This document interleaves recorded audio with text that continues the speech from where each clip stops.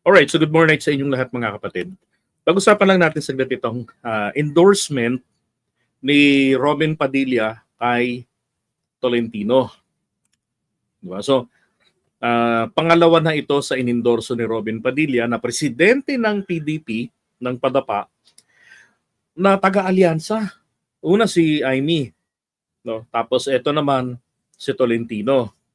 So nakita ko kagabi sa fake news ng mga DDS vloggers, si Tolentino daw po, nilaglag na raw po ni BBM sa alyansa. At si Tolentino kumatok sa PDP. Sabi ko, sus talaga tong mga to, hindi, may mga katok talaga tong mga to. Si Tolentino ho ay nananatili sa alyansa. Si Emerald, Yusek Emerald Ridaw na ipinagkalat na natanggal. No, ang nag-PM nito, sabi niya, pasalamatan naman natin etong tong endorsement ni Robin Padilla. Reply ko naman doon, OMG! OMG! Sabi ko, oh my God, bakit? I was expecting na magagalit ang mga loyalista, magagalit ang mga supporters ni PBBM dyan sa endorsement na yan. Di ba? Magagalit.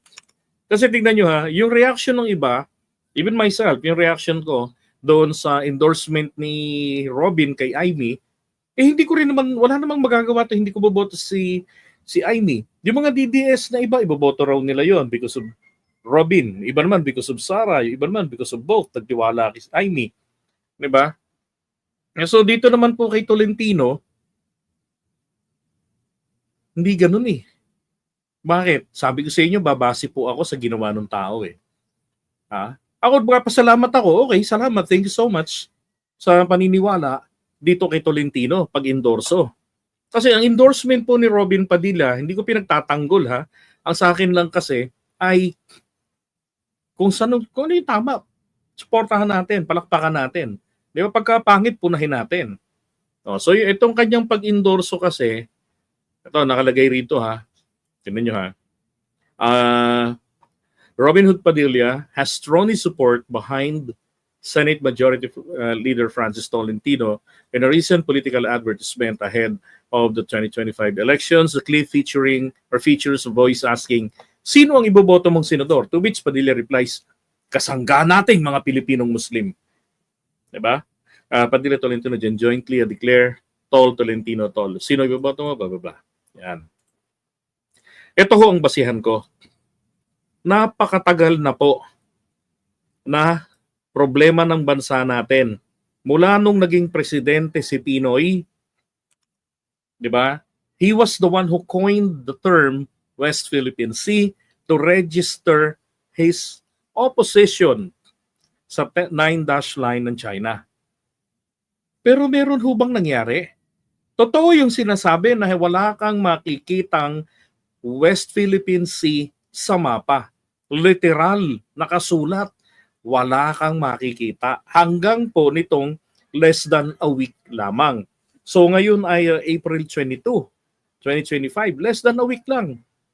Diba? Nagsimula na maisulat na officially sa Google Map ang West Philippine Sea. So ito po ay globally recognized na meron na pong West Philippine Sea na literal talaga na nagsasabi. Kasi kapag may pangalan yan, katumbas na rin yan ng iyong presensya. Tama? Kung ang China nga, para mga tanga, kiniklaim yung South China Sea dahil ang pangalan South China Sea. Pero yung Japan, hindi kiniklaim yung Sea of Japan. Yung Pilipinas, hindi natin kiniklaim yung Philippine Sea. Di ba? Yung India, hindi nila kiniklaim yung Indian Ocean dahil nandun yung pangalan ng bansa nila at ng kontinente nila. Ay, kontinente, yung ng bansa nila. Di ba?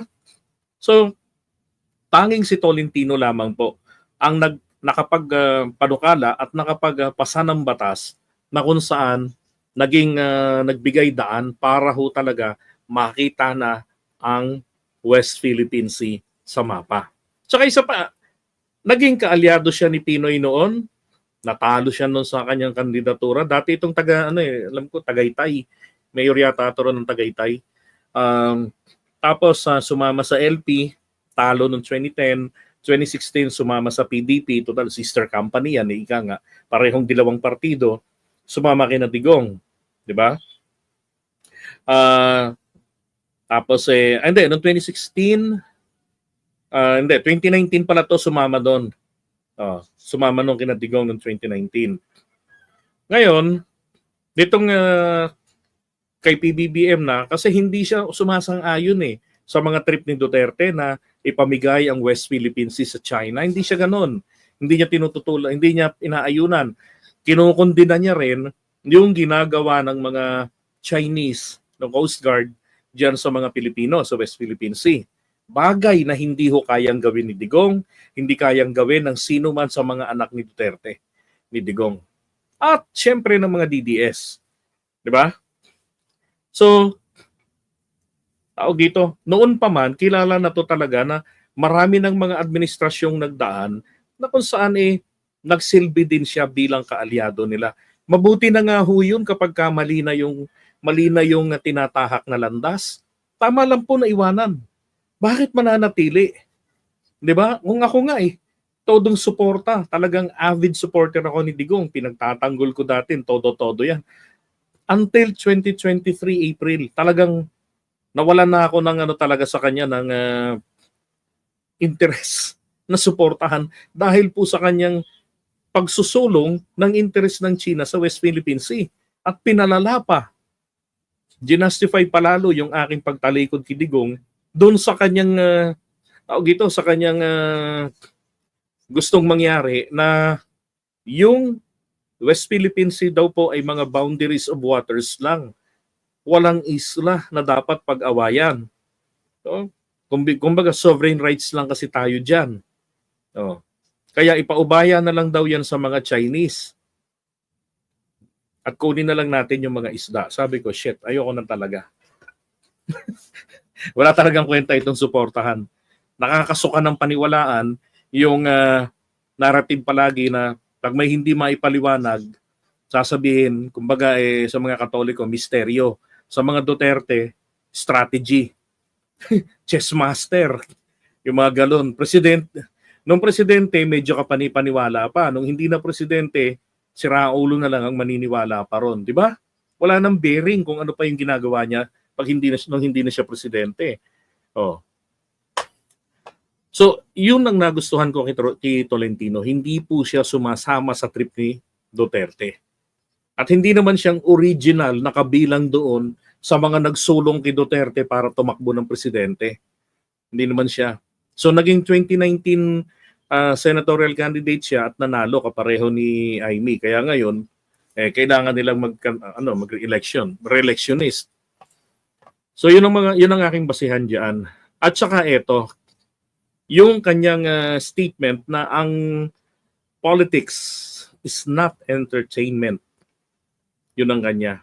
Hindi naman po siya baboy na katulad ng ibang politiko. Hindi naman siya ganon. Dissenting senador etong si Tolentino. Inaayawan siya ng mga DDS dahil tinalikuran niya si Digong. Yun ang ayaw sa kanya. Yung iba namang mga Marcos supporters, mga PBBM supporters, mga loyalista, inaayawan si Tolentino dahil nagsilbi siya dati kay Duterte. Kaalyado siya dati ni Duterte. Yun ang kanilang inaayawan sa kanya. Pero sana ang tignan po natin, may kakayanan po ba siya maging senador? Definitely meron. Abogado yan Proven na marunong talaga siya sa batas at napatunayan din niya. At talagang napakaganda. Ika nga, life-changing po itong panukalang batas niyang ito na naipasa at naging daan para makilala globally ang West Philippine Sea. Diba? Magaling rin to. Boring lang naman talaga rin ito pagdating sa introduction kapag may mga Senate hearing. Pero okay na senador itong si Tolentino. Wala rin pong issue ng korupsyon. Diba? So kung ako may iba partner dito kay Abalos, isa ito sa pandagdag ko kay Abalos. Etong si Tolentino, nakakalungkot lang kasi nasa mababang ranking siya ng mga mind condition ng mga surveys. 'Di ba? Pero para sa akin, okay ako rito. Hindi sa akin issue na siya po ay inendorso ni Robin Padilla. Wala sa aking issue yun.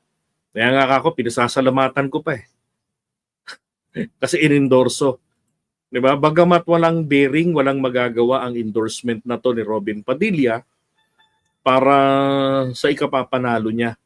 Okay, malay ho ba natin bakit ang kukursuntahan ni Robin Padilla ang mag-endorso ng taga-alyansa? Di ba? O baka naman talagang sadyang ginagawa ito ng partido nila para pati ang mga Marcos supporters ayawan lahat ng mga i-endorso ni Robin o wag iboto, eh nahulog tayo sa trap nila. Kaya tignan ho natin kung ano yung kanilang kakayanan.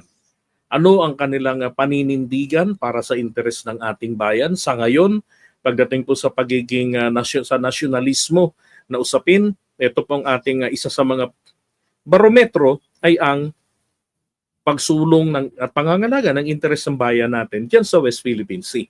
'Di ba? Kaya sa akin kasama to si Tolentino sa akin listahan. Okay? Sana suportahan nyo rin po. Ang nagiging issue lang naman kasi may sinabi rin ito, natutol siya roon sa impeachment, yung ganun. Pero sa akin naman kasi, ang mga senador ho, pagka-araw ng humarap, panahon ni